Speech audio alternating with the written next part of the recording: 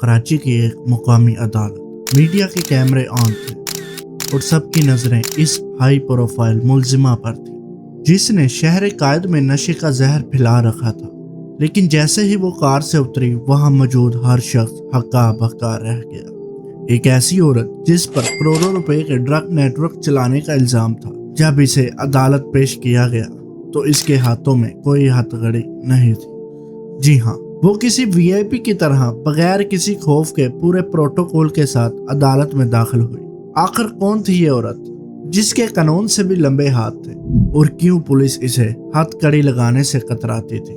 लोग इसे पिंकी कहते थे, कराची के अंडरवर्ल्ड की वो ड्रग क्वीन जिसने अपने पैसों और शौक की हवस में तालीमी इदारों तक मौत का सामान बेचा। एक आम औरत से कराची की सबसे बड़ी फीमेल ड्रग लॉर्ड बनने और फिर इसकी गिरफ्तारी के पीछे छुपी असल सनसनीखेज कहानी क्या है, चले जानते हैं आज की इस वीडियो में।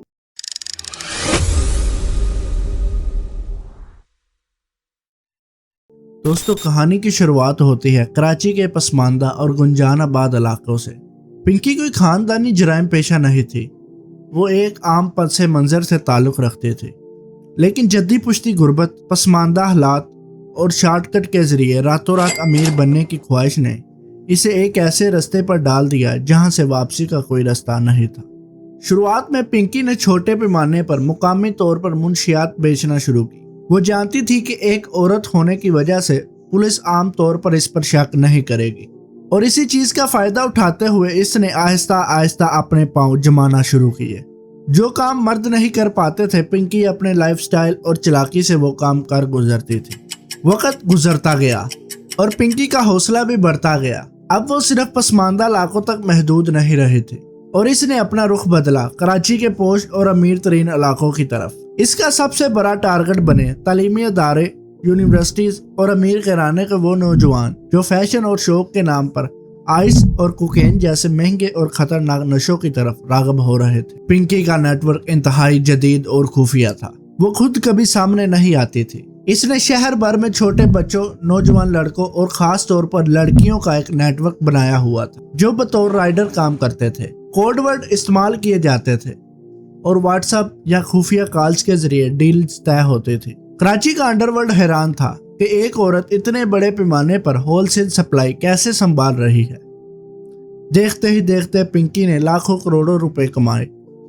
इसके पास अपने करिंदे थे, अपने मुखबर थे जो इसे कानून नाफिज करने वाले अदारों की हर हरकत की खबर देते थे, और यही वजह थी कि वो तवील अरसे तक कानून की गिरफ्त से बची रही। लेकिन जराइम की दुनिया का एक असूल है, यहाँ अरूज जितना बड़ा हो, सवाल उतना ही इबरतनाक होता है। पिंकी का बढ़ता हुआ नेटवर्क अब एंटी नार्कोटिक्स फोर्स और आला हुकाम के रडार पर आ चुका था। शहर में बढ़ते हुए क्राइम के बाद सिक्योरिटी अदारों ने इस नेटवर्क की जड़ तक पहुंचने के लिए एक खुफिया ऑपरेशन शुरू किया। फोर्सेस ने एक एक करके पिंकी के राइडर्स को ट्रेस किया और बिलाखिर कराची में इसके खुफिया ठिकाने पर छापा मारकर इसे रंगे हाथों गिरफ्तार कर लिया गया। लेकिन कहानी में असल तूफान उस वक्त आया जब पिंकी को कराची की मुकामी अदालत पेश किया गया। एक ऐसी मुलजिमा जो सैकड़ों नौजवानों की जिंदगी बर्बाद करने की जिम्मेदार थी। इसे अदालत में किसी वीआईपी की तरह हथकड़ियों के बगैर पेश किया गया। मीडिया ने जब ये मंजर लाइव दिखाए तो पूरे मुल्क में एक नया तूफान खड़ा हो गया और कानून के दोहरे मेयार पर शदीद अवामी गुस्सा सामने आया। मामला इतना संगीन हो गया कि हुकूमत ने इसका फौरी और सख्त नोटिस ले लिया। हुकाम की तरफ से न सिर्फ इस लापरवाही पर शदीद बरहमी का इजहार किया गया, बल्कि इस बात की इंक्वायरी बैठा दी गई कि इतनी बड़ी मुलजिमा को ये वीआईपी प्रोटोकॉल किसके कहने पर मिला। इस गफलत में शामिल जिम्मेदार अहलकारों के खिलाफ सख्त एक्शन के अहकामात जारी हुए और अदालत ने भी सख्त रिमार्क्स दिए। दोस्तों, हुकूमत के सख्त नोटिस और इंक्वायरी ने यह साफ कर दिया कि अब कोई भी असर व रसूख पिंकी को नहीं बचा सकता था। बगैर हथकड़ी के अदालत आने वाली कराची के वो ड्रग क्वीन बिलाखिर कानून के शिकंजे में मुकम्मल तौर पर जकड़ी गई और इसकी पूरी सल्तनत मट्टी में मिल गई। पिंकी की गिरफ्तारी और जेल जाने ने यह साबित कर दिया कि कानून के हाथ कितने ही देर से क्यों न पहुंचते जरूर हैं। वो औरत जो कभी करोड़ों में खेलती थी, प्रोटोकॉल एंजॉय करती थी और सैकड़ों घरों के चिराग बुझाने का सबब बनी, अब जेल की चार दीवारी के पीछे अपने अंजाम को पहुंच चुकी है। ये कहानी सिर्फ एक ड्रग डीलर की नहीं, بلکہ ہمارے معاشرے کے اس تاریخ پہلو کی ہے جس سے ہمیں اپنے بچوں اور نوجوانوں کو بچانا ہے۔ شارٹ کٹ اور جرائم کا راستہ چاہے کتنا ہی پرکشش کیوں نہ لگے، اس کا آخری اسٹیشن صرف تباہی، جیل یا موت ہے۔